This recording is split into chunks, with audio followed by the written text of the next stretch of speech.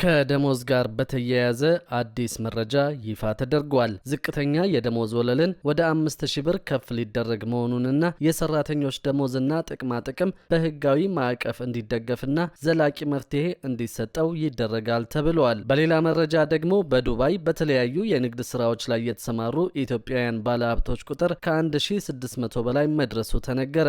ልደትና ሞት በወቅቱ አለማስመዝገብንና አዲሱን የታክስ ውሳኔ በተመለከተ ያገኘናቸውን አዳዲስ መረጃዎች አንድ በአንድ ወደ እናንተ እናደርሳለን። እስከ መጨረሻው አብራችሁን ቆዩ። ልደትና ሞት በወቅቱ በማያስመዘግቡ ነዋሪዎች ላይ የ5000 ብር የገንዘብ ቅጣት ሊጣል መሆኑ ተነገረ። የአዲስ አበባ ከተማ የሲቪል ምዝገባና ነዋሪነት አገልግሎት ኤጀንሲ ከሚቀጥለው በጀት ዓመት ጀምሮ እንደ ልደትና ሞት ያሉ ወሳኝ የኩነት ምዝገባዎችን በወቅቱ በማያስመዘግቡ ነዋሪዎች ላይ የ5000 ብር ቅጣት ሊጥል እንደሚችል አስታውቋል። የኤጀንሲው ምክትል ዋና ዳይሬክተር አቶ ጡጋቦ ሹመይ የማህበረሰቡን የግንዛቤ ማነስ ከግምት ውስጥ በማስገባት እስካሁን አስገዳጅ የቅጣት ውሳኔዎች ሳይተላለፉ እንደቆየም ተናግረዋል። ማንኛውም ነዋሪ ልደትን በ90 ቀናት ውስጥ፣ ፍቺ፣ ጋብቻ፣ ሞትና ጉዲፈቻ ኩነቶችን ደግሞ በ30 ቀናት ውስጥ ማስመዝገብ ግዴታ አለባቸው ብለዋል። ነዋሪዎች በተቀመጠው የጊዜ ቀነ ገደብ በአግባቡ በመጠቀም ራሳቸውን ካልተፈለገ የገንዘብ ቅጣት እንዲጠብቁም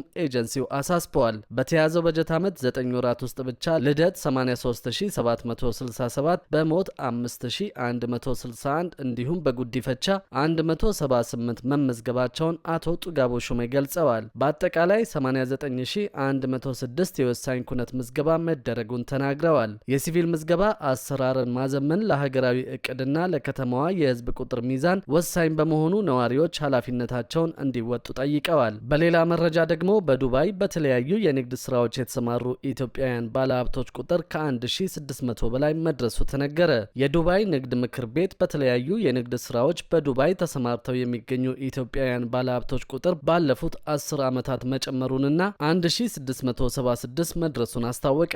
የዱባይ ንግድ ምክር ቤት ከአዲስ አበባ ንግድና ዘርፍ ማህበራት ምክር ቤት ጋር በጋራ በመሆን የዱባይ ኢትዮጵያ ቢዝነስ ትብብር ፎረምን አዘጋጅተው ነበር። ኢትዮጵያ ባላት አቅምና ስትራቴጂካዊ አቀማመጥ በቀጠናው ያላቸው የንግድ ስራ መስፋፋትን ለሚፈልጉ ኩባንያዎች መዳረሻ እንደሚያደርጋት የገለጹት የዱባይ ንግድ ምክር ቤት ፕሬዝዳንት ዋና ስራ አስፈጻሚ መሐመድ አሊ ራሽድ በዱባይ የንግድ እንቅስቃሴዎች ኢትዮጵያውያን ባለሀብቶች ያላቸው ቁጥር ከፍተኛ መሆኑን ተናግረዋል። እስከ መጋቢት 2025 ድረስ 1676 የኢትዮጵያ ኩባንያዎች የዱባይ የንግድ ምክር ቤት አባላት መሆናቸውንና በሪል ስቴት፣ በሎጂስቲክስ እና በንግድ ዘርፎች መሰማራታቸውን ገልጸዋል። በአውሮፓውያኑ አቆጣጠር በ2026 በመጀመሪያው ሩብ ዓመት ብቻ 91 አዳዲስ የኢትዮጵያ ኩባንያዎች በዱባይ መቋቋማቸውን፣ ከነዳጅ ንግድ ውጪ ሁለቱ ሀገሮች ያላቸው የንግድ ልውውጥ በ2013 ከነበረበት 454 ሚሊዮን ዶላር ባለፈው ዓመት ወደ 6.1 ቢሊዮን ዶላር ማደጉን አስረድተዋል። በዱባይ የሚገኝ የኢትዮጵያውያን ኢንቨስተሮች ቁጥር በከፍተኛ ሁኔታ የጨመረው እንደ አውሮፓውያን አቆጣጠር ከ2015 እስከ 2025 ባሉት ዓመታት ውስጥ መሆኑ ተመላክቷል። በውጭ ጉዳይ ሚኒስቴር የመካከለኛው ምስራቅ የእስያና የፓሲፊክ ጉዳዮች ምክትል ዋና ዳይሬክተር አምባሳደር አማ ኃይሌ ጊዮርጊስ ከቅርብ ዓመታት ወዲህ ኢትዮጵያ ከተባበሩት አረብ ኤሚሬትስ ጋር ያላት ግንኙነት እያደገ መምጣቱን ገልጸው በተለይም ከ2018 ወዲህ በሁለቱ ሀገሮች መካከል ያለው ግንኙነት እየተጠናከረ መሆኑን ተናግረዋል።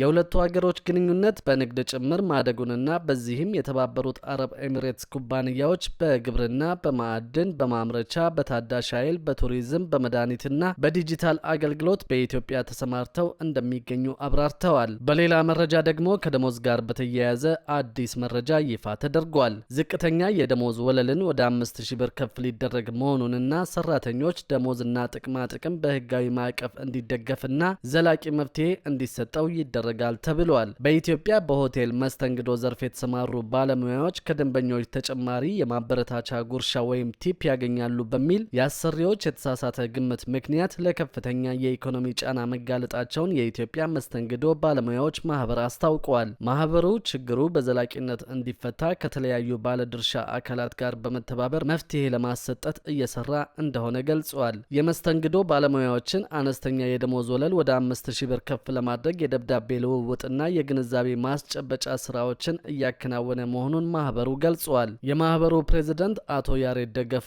አሰሪዎችና ማህበረሰቡ የመስተንግዶ ባለሙያዎች የተሻለ ተጨማሪ ገቢ ያገኛሉ የሚል የተሳሳተ የተሳሳተ አመለካከት አላቸው ብለዋል። አቶ ያሬድ በተጨማሪም ቲፕ በተገልጋዩ ፈቃደኝነት እንዲሁም በእድልና አጋጣሚ ላይ የተመሰረተ በመሆኑ ለሰራተኛው ቋሚ የኑሮ ዋስትና ሊሆን አልቻለም ብለዋል። አንዳንድ አሰሪዎች ቲፕን ከተቋሙ ከሚገኝ ገቢ በማስመሰል እንደ መደራደሪያ በማቅረብ የባለሙያዎችን መብትና ጉልበት ዝቅ አድርገው እንደሚመለከቱ ፕሬዝደንቱ አስረድተዋል። ከደንበኞች የሚሰበሰበው የአገልግሎት ክፍያ ወይም ሰርቪስ ቻርጅ ከሰራተኛው ደሞዝ ጋር ተጨምሮ መከፈል ሲገባው አብዛኛዎቹ ሆቴልና ሬስቶራንቶች ይህንን ባለማድረጋቸው ሰራተኛው እየተጎዳ እንደሆነም ተነስቷል። በአሁኑ ወቅት ስራ በሚበዛባቸው ሆቴሎች ጭምር ለአንድ የመስተንግዶ ባለሙያ የሚከፈለው ከፍተኛው የወር ደሞዝ 3000 ብር ብቻ መሆኑን የጠቆሙት አቶ ያሬድ በዚህም ምክንያት ባለሙያዎቹ ህይወታቸውን ለመምራት በቀን ከ8 ሰዓት መደበኛ የስራ ሰዓት ውጪ በሁለትና በሶስት ቦታዎች እስከ ምሽቱ 3 ሰዓት ድረስ በከፍተኛ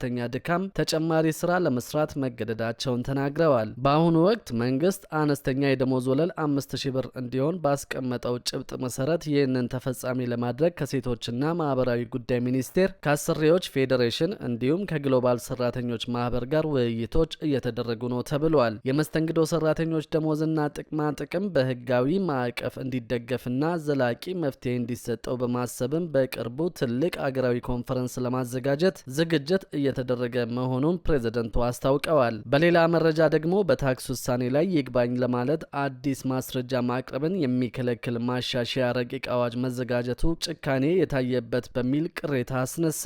በታክስ ውሳኔ ላይ ይግባኝ ወይም የውሳኔ ማስተካከያ ጥያቄ የሚያቀርብ ታክስ ከፋይ በውሳኔው ወቅት ካቀረበው የተለየ አዲስ ማስረጃ ማቅረብን የሚከለክለው የታክስ አስተዳደር አዋጅ ማሻሻያ ረቂቅ አዋጅ ተቃውሞ ተነስቶበታል። የታክስ አስተዳደር አዋጅ ማሻሻያ ረቂቅ ላይ የገንዘብ ሚኒስቴር ከባለድርሻ አካላት ጋር አስተያየት ለመሰብሰብና ውይይት ለማድረግ ባዘጋጀው መድረክ የህግ ባለሙያዎች፣ የሂሳብ ባለሙያዎች፣ በግል ዘርፍ የተሰማሩ ድርጅቶችና የሚመለከታቸው አካላት ተገኝተዋል። ረቂቁ በ20 አንቀጾች ላይ ማሻሻያ አድርጎ ያቀረበ ሲሆን ከታክስ ውሳኔ ጋር በተገናኘ በሚደረግ ማንኛውም የታክስ ክርክር ሂደት የታክስ ውሳኔ ትክክል አለመሆኑን የማስረዳት ኃላፊነት የታክስ ከፋዩ መሆኑን የሚያስረዳው የአዋጁ አንቀጽ 59 ንዑስ አንቀጽ 1 ሆኖ በማሻሻያው ተካቷል። ቅሬታ፣ ይግባኝ ወይም የውሳኔ ማስተካከያ ጥያቄን የሚያቀርብ ታክስ ከፋይ በታክስ ውሳኔ ወቅት ካቀረበው የተለየ አዲስ ማስረጃን ማቅረብ አይችልም የሚለው ድንጋጌ ደግሞ አዲስ ንዑስ አንቀጽ 2 ሆኖ ተካቷል።